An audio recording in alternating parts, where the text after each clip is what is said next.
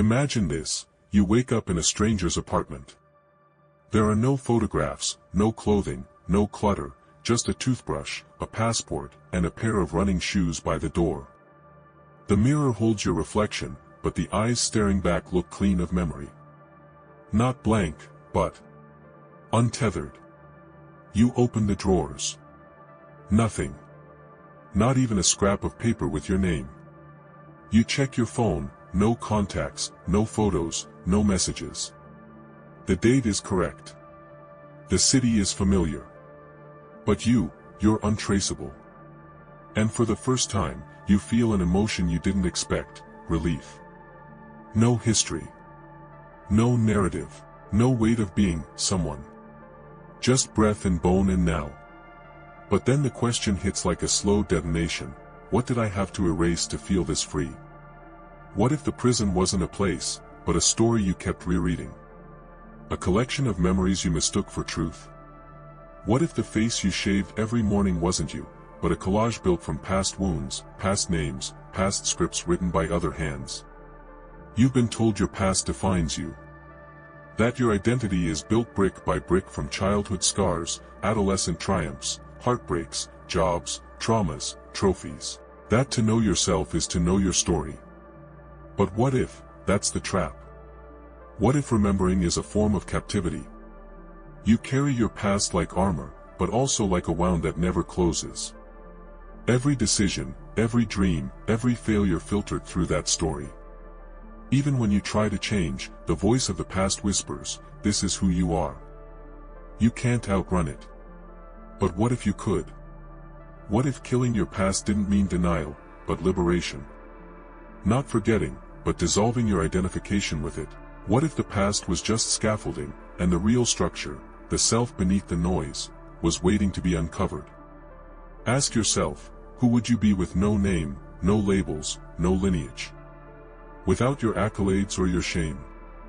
Would you vanish, or awaken? Why is it that we fear letting go of pain, even when it suffocates us? Why do we wrap ourselves in the same storylines, begging them to redeem us, even as they bury us? Why does the familiar ache feel safer than the unknown freedom?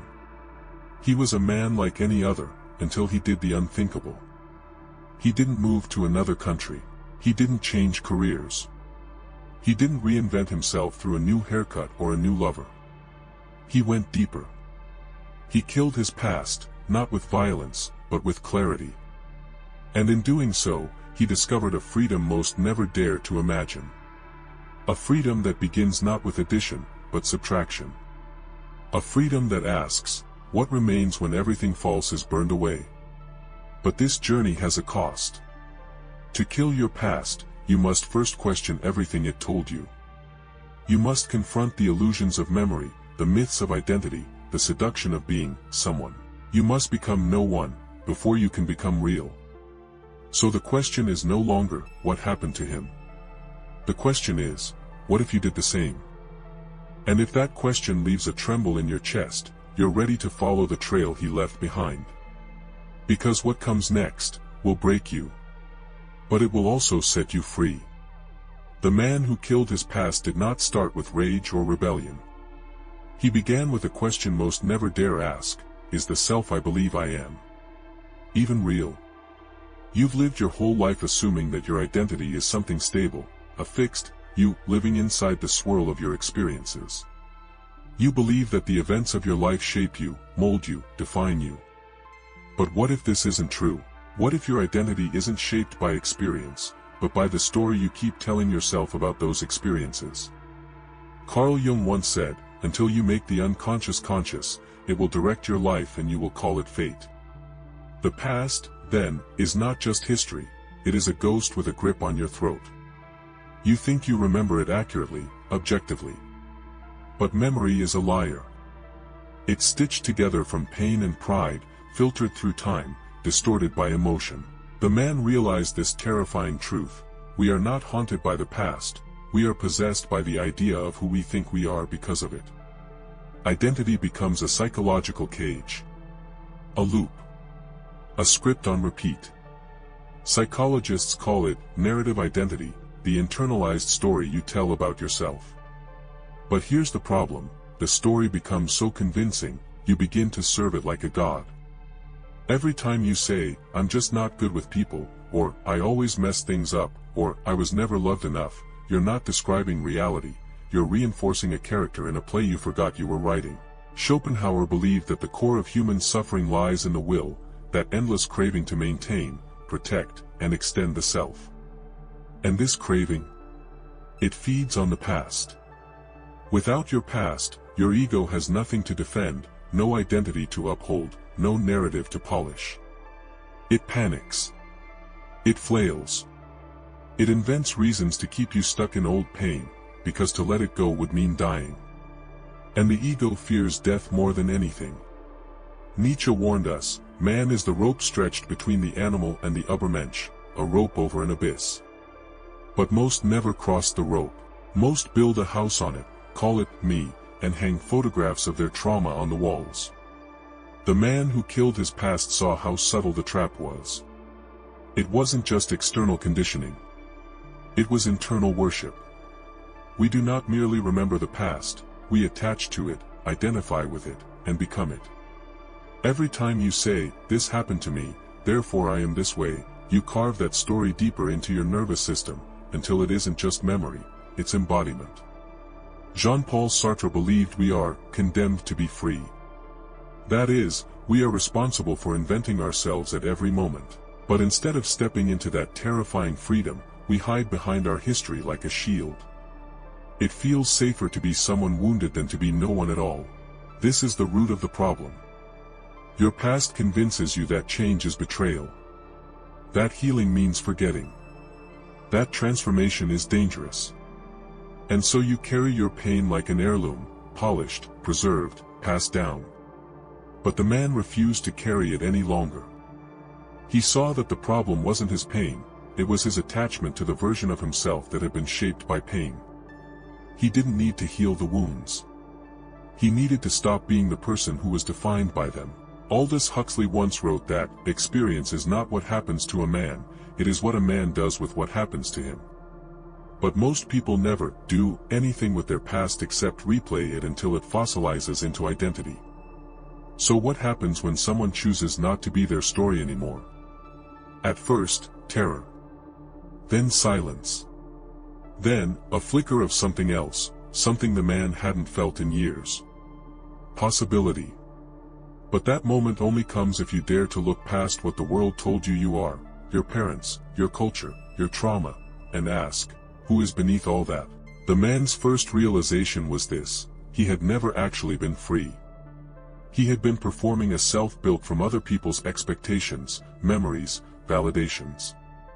It wasn't until he questioned the very foundation of that self that cracks began to appear. Cracks, through which light could finally enter. And what emerged from those cracks would redefine not just who he was, but what it means to be free. But before that, he had to face the quiet horror of what his past had done to him without him even noticing. You don't feel the noose until you try to breathe deeply. The man didn't realize he was suffocating, until he tried to live differently. A small, seemingly innocent decision, declining an invitation, telling someone no, daring to dream a little larger, and suddenly, guilt. Fear. Resistance. But where was it coming from? It was coming from the past. Not from the events themselves, but from the subtle architecture of identity they had built. And here was the terrifying part, it was happening automatically. Like a self-defense system running quietly in the background of consciousness, firing off reactions before the man could think clearly. What seemed like his personality was, in fact, a programmed loop. Neuroscience confirms this. The brain, in an effort to preserve energy and ensure survival, turns repeated emotional patterns into habits. It's not just what happened to you, it's what your brain rehearsed again and again that became your reality. Fear of abandonment. It gets coded into attachment systems. Shame from childhood. It rewires your default self-perception. Every painful moment etched into the brain like grooves in vinyl. Your identity plays like a broken record, and you think, this is just who I am. This is how the past becomes invisible chains. Cognitive biases deepen the trap. There's the confirmation bias. You see only what supports the story you already believe. The negativity bias. Your brain gives more weight to pain than to peace. The status quo bias. You resist change, even when the current version of you is burning from the inside out. The man began to see the glitch. Reality wasn't shaped by events, it was shaped by interpretation. He realized he had never seen the world clearly. He had seen it through a filter of what the past told him to expect. Rejection. Loss. Humiliation. So he prepared for it in advance, creating behaviors to protect himself. Isolation, self-sabotage, overachievement, people-pleasing. All of it. Armor. But armor becomes a prison when you forget how to take it off. Society doesn't help. In fact, it reinforces the prison with a smile. Be true to yourself, it says. But which self? The one forged by old wounds? By survival? By social performance? Every marketing campaign, every self-help book, every personality test, every label, it all strengthens your allegiance to the story of who you think you are. You are taught to fix yourself, but not to question the self you are fixing. And yet, the deeper the man looked, the more he saw, his greatest suffering didn't come from the pain he endured, it came from the continuity of identity he clung to afterward. He wasn't free to love, because the past told him love led to loss. He wasn't free to create, because the past told him failure meant shame. He wasn't free to rest, because the past told him value had to be earned. These weren't choices. They were inherited assumptions, disguised as truths. And they operated like puppeteers in the dark, every thought filtered. Every reaction calculated. Every dream edited. Even memory itself conspired. Psychological studies show that we don't remember events accurately, we reconstruct them, each time, tinted by our current mood and beliefs. The past is not fixed, it's reauthored with every recollection. And yet we trust it blindly, as if it's a sacred script etched in stone. The man began to suspect, maybe the past isn't the chain, it's the excuse. The excuse not to evolve. Not to risk. Not to walk into the unknown. But what if the unknown wasn't emptiness, but freedom? As this question took root, something cracked inside him. Not a breakdown. A breakthrough. And once the illusion of continuity began to dissolve, he saw the world, and himself, with unfiltered clarity. But clarity brings consequences. To become free, the man would have to kill not just his past, but his loyalty to the identity it birthed. And that, he knew, would require a rebellion. It did not begin with a scream, or a fire, or some grand gesture. It began in silence. A single, private defiance. The man sat in his room, alone, still, eyes closed. And instead of rehearsing the old pain, he asked himself a question no one had dared teach him: who am I without my story? There was no immediate answer, only disorientation, a dizziness that comes from cutting the rope after years of being tethered. But that discomfort, he realized, was not confusion. It was possibility. The wild vertigo of potential. Rebellion doesn't look the way movies tell you it does. It's not always external. Sometimes, the most radical act of freedom is to tell yourself, I am not obligated to be who I've always been. He stopped explaining himself to people who didn't deserve to know him. He stopped apologizing for dreams that others couldn't see. He began to challenge the thoughts that passed through his mind like priests with sacred authority. Just because a thought appears doesn't mean it's true. That was the first law of his rebellion: don't believe everything your mind tells you. He started small. A single boundary. A quiet no, a morning where he didn't rush to prove his worth. And slowly, he felt the tremors of something ancient being undone. Not because he was fixing himself, but because he was disobeying the mental scripts that had long dictated his life. He began to see that who he was, the real him, had been buried beneath layers of reaction. He was not the anger. Not the fear. Not even the pain. He was the one watching it. And the watcher, he discovered, is free. Carl Jung once said, "Until you make the unconscious conscious, it will direct your life and you will call it fate." The man took that as a challenge. He dragged old beliefs into the daylight and questioned them like a rebel interrogating a corrupt regime. I'm not good enough, where did that come from? People always leave, whose story is that? I can't change, what if that's a lie? And slowly, he understood, the past was a story. One he didn't write. But now, he could edit it, or burn it. He found teachers in unexpected places. Viktor Frankl, who found meaning in Auschwitz, taught him that freedom is the space between stimulus and response. Jean-Paul Sartre taught him that identity is not fixed, it is chosen, moment, by action. Nietzsche whispered that he must become who he truly is by creating himself anew. This wasn't healing. It was revolution. Every day, he became less interested in being consistent, and more interested in being true. And the truth changes. It evolves. It contradicts itself. And that's what makes it alive. He learned to embrace contradictions. To be kind but unyielding. Soft but ferocious. Focused yet free. This rebellion was not loud, but it was total. He began to reject every internal voice that came from fear, shame, or expectation. He didn't argue with them. He didn't try to justify his transformation. He simply stopped feeding them. And like neglected weeds, they withered. In their place, something fierce grew. A new self, rooted not in the past, but in presence. He walked differently. He spoke with pause. He didn't shrink or overcompensate. He no longer performed for invisible judges. He no longer rehearsed pain to feel safe. He didn't need to be understood to be real. His being was no longer up for debate. He was not becoming someone else. He was becoming someone free. And yet, the deeper he went into this new liberation, the more he encountered something even more profound than rebellion. Not a battle. A revelation. Something final. Something that made even freedom feel like a stepping stone. Freedom, he thought, was the end. But it wasn't.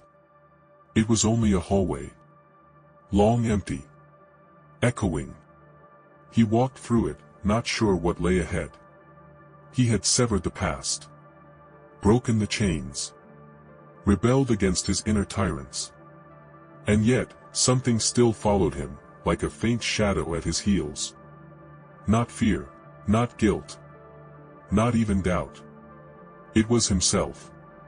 Even after killing the story, burning the roles, rewriting the narrative, he remained. And then it hit him. You can kill your past. You can free yourself from your name, your history, your trauma. But you cannot escape the one who experienced it all. That self, that silent observer, had always been there, even beneath the masks. Watching. Waiting. And here lies the final paradox. The man who killed his past to be free eventually realized he was never the story at all. He was the space in which the story happened. Can you feel the weight of that? It means you were never broken. Only convinced you were. It means your traumas weren't you, they were events you endured. And endurance is proof of something beyond the event. It means that your identity isn't something you carry, it's something you witness. You are not the character. You are the screen on which the movie plays.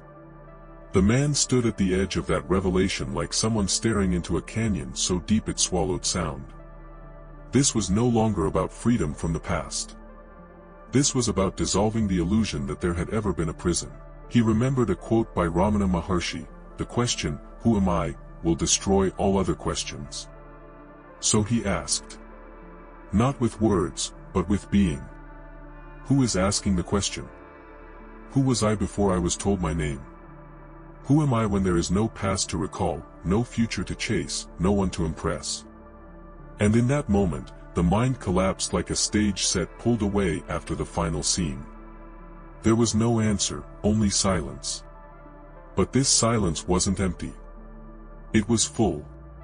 luminous, sacred. It was being itself. This is the realization that breaks the cycle. You are not who you think you are. You are not who you've been told you are. You are not even who you feel you are. You are what remains when thought stops. You are the stillness behind the noise. You are the awareness that watches identities rise and fall like waves, never clinging to any. And in that awareness, there is no need to become. There is only being. This realization does not shout. It whispers. And when it does, everything changes. You no longer strive to be free, you see that you already are. You no longer fight the past, you transcend it. You no longer search for purpose, you become the source of meaning itself. Because now, you understand, the man who killed his past didn't do it to erase who he was. He did it to remember who he had always been. A presence. A witness. An unnameable clarity behind all names. And here's the most haunting truth of all, he never really killed anything. Because there was never a past to kill, only a memory mistaken for identity. There was never a prison, only a belief. There was never a self to protect, only a fiction, lovingly authored by fear and culture and time. And so, in the final light of this awareness, there is no more rebellion. No more healing. No more journey. Just this, the exquisite peace of being no one, and therefore, being everything. You, yes, you reading this, might now feel something stirring inside. A discomfort. A curiosity. A grief for all the years lived inside a cage that was never locked. Let that grief come. Let it cleanse. Let it dissolve the illusion that you are a product of your past. You are not. You are the space in which the past arose, and fell away. Now, what will you do with that freedom? Will you return to the comfort of your old name? Will you rebuild the cage out of habit?